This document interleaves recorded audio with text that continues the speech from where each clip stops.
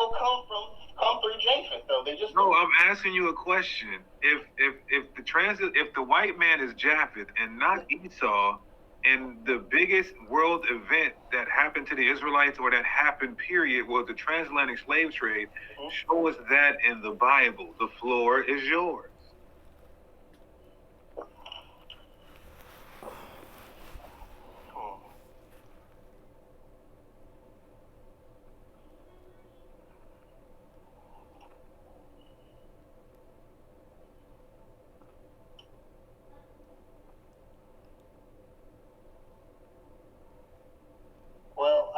Look, okay, I don't know that, but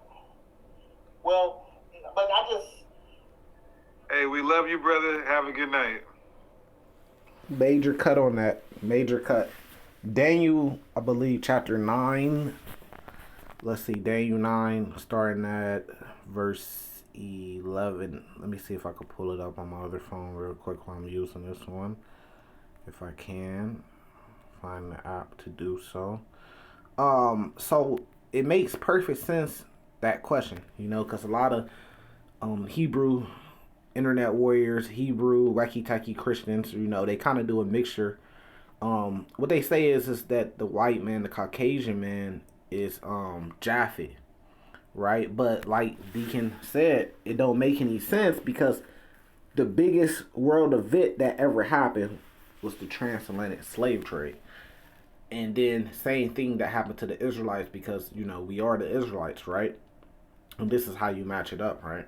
This is how you match it up in the Bible to prove that the white man are the Edomites instead of Japheth. So you would have, if you say the white man is Japheth, especially the white man over here in America, which is Japheth. If you're saying he's Japheth, which is here in Mystery Babylon, you have to go to the Bible and prove and show me something where it says Japheth would take the Israelites into captivity and slavery and sell them for slave men and slave women, right? And until the Lord comes back and saves them. You have to be able to show that, It doesn't say anything about Japheth doing that to the Israelites, right? So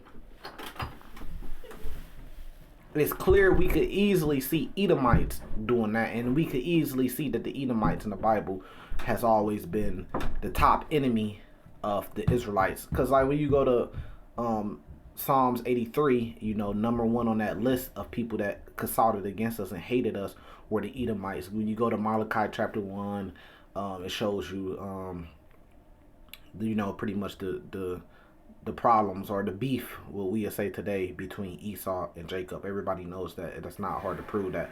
But this is how you prove this, though, right? So Daniel 9, verse 11, right?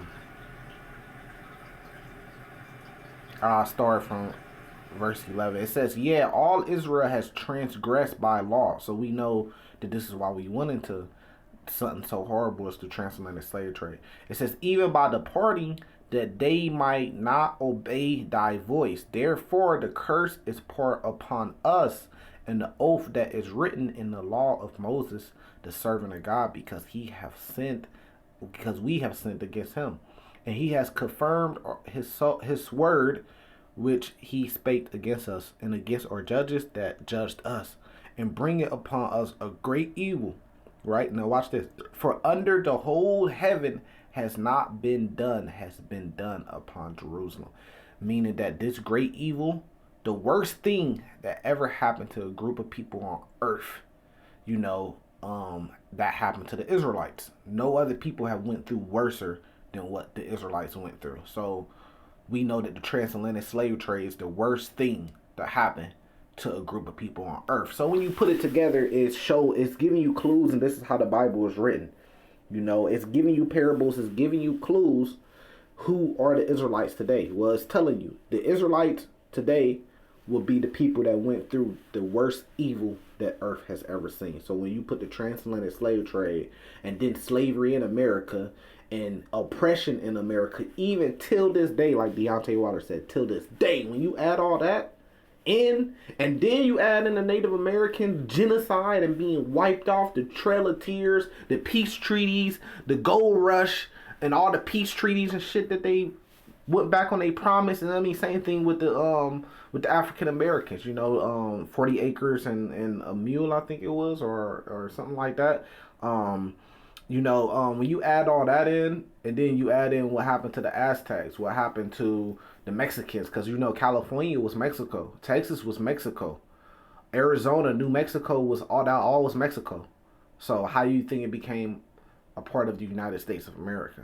They didn't give it to them. They didn't buy it. You see what I'm saying? So when you add all that in, that's the worst thing that happened to a group of people that any other people on earth could claim. It's not even close. And the Bible's saying that the worst thing and the worst evil will happen to the Israelites. Why? Because we are the Israelites. That's how you put it together, right? So we know we the Israelites, right?